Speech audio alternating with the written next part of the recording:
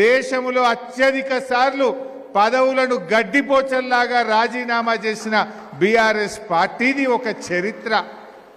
ఇలా ఎన్నో ఉన్నాయి. ఎన్నో త్యాగాల ఫలితం, కేసీఆర్ దీక్ష ఫలితం, అమరుల త్యాగ ఫలితం నేటి ఈ తెలంగాణ రాష్ట్రం. మరి కేసీఆర్ గారు చాలా పట్టుదలతో ఆయన ఆమరణ దీక్ష చేసినారు.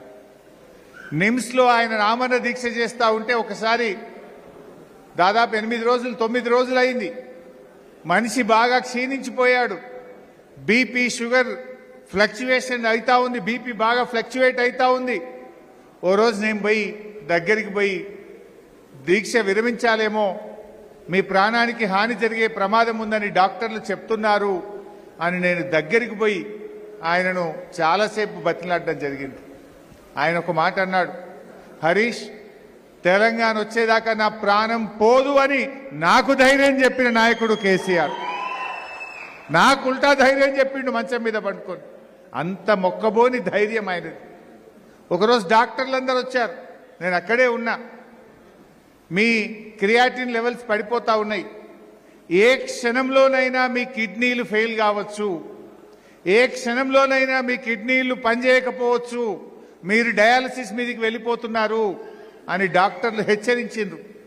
మీరు దీక్ష విరమించాల్సిందే, మీకు ప్రాణహాని ఉంది అని డాక్టర్లు హెచ్చరించారు. ఒక మాట అన్నాడు డాక్టర్లతోని, నేను విరమించను, నేను చచ్చిపోతే నా శవం మీద తెలంగాణ జెండా కప్పండి అన్నాడు కేసీఆర్. కొంతమంది మూర్ఖులు ఈరోజు మాట్లాడుతున్నారు కేసీఆర్ దీక్ష మీద. ఆ రోజు దగ్గరుండి చూసిన వాళ్ళు ఎంతోమంది, జయశంకర్ సార్, మందకృష్ణ మాదిగ గారు, ఆర్ విద్యాసాగర్ రావు గారు, పార్టీ శ్రేణులు ఎంతోమంది దగ్గరగా ఉండి చూశారు. ఇవాళ ఒక పిసిసి ప్రెసిడెంట్ మూర్ఖంగా మాట్లాడుతుండు కేసీఆర్ దీక్ష గురించి. అసలు ఆ దీక్ష గురించి మాట్లాడే అర్హత నీకు ఉన్నదా? కేసీఆర్ లేకపోతే తెలంగాణ ఎక్కడిది? తెలంగాణ లేకపోతే నీకు ఆ టీపీసీసీ అధ్యక్ష పదవి ఎక్కడిది? అరే, మీ పార్టీ అగ్రనాయకుడు ప్రణబ్ ముఖర్జీ రాసిన పుస్తకం చదువు, మై ప్రెసిడెన్షియల్ ఇయర్స్ అని. భారతదేశ రాష్ట్రపతి ప్రణబ్ ముఖర్జీ ఒక పుస్తకం రాశాడు. ఎందుకంటే తెలంగాణ మీద ప్రణబ్ ముఖర్జీ కమిటీ వేసింది ఆనాటి యూపీఏ ప్రభుత్వం, సంప్రదింపులు చేసింది ఆనాడు ప్రణబ్ ముఖర్జీ.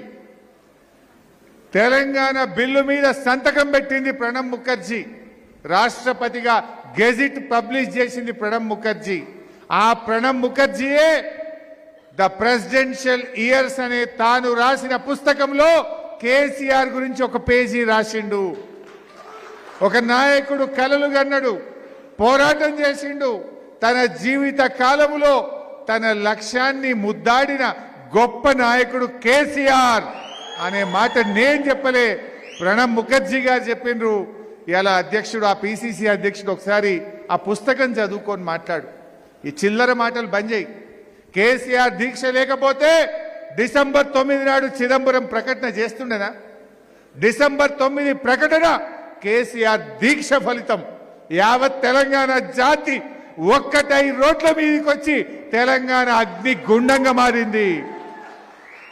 గజగజలాడిపోయి ఐబీ రిపోర్ట్లతో ఆనాటి కేంద్ర ప్రభుత్వం దిగొచ్చి తెలంగాణ ఇచ్చింది తప్ప ప్రేమతో నియ్యలే.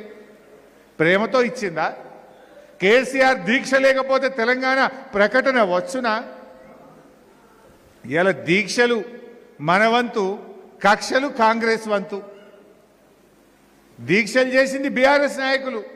1531 రోజులు సిద్దిపేట గడ్డ మీద నిరంతర నిరాహార దీక్ష సాగింది కదా. ఎన్ని దీక్షలు చేసినాం పాపం. మా అహ్మద్ లాంటి వాళ్ళు పండుగలు పబ్బాలు లేకుండా కొట్లాడిరు కదా. ఆ దీక్షా శిబిరానికి జస్టిస్ శ్రీకృష్ణ కమిటీ వచ్చింది సిద్దిపేటకు. ఆనాడు జస్టిస్ శ్రీకృష్ణ కమిటీ డేట్ వచ్చి 2010 ఆగస్టు 25. 2010 ఆగస్టు 25 నాడు సిద్దిపేట నిరాహార దీక్ష శిబిరానికి జస్టిస్ శ్రీకృష్ణ కమిటీ వచ్చి అందరి అభిప్రాయాలు తీసుకున్నది. అక్కడి నుంచి చిన్నగుండెవెల్లికి పోయింది. చిన్నగుండెవెల్లిలో మా శంకరక్క, మా చాలా మంది నాయకులు అద్భుతంగా ఎందుకు తెలంగాణ కావాలో బల్ల గుద్ది ఆనాడు జస్టిస్ శ్రీకృష్ణ కమిటీకి చెప్పిండ్రు మా చిన్నగుండె వెళ్ళి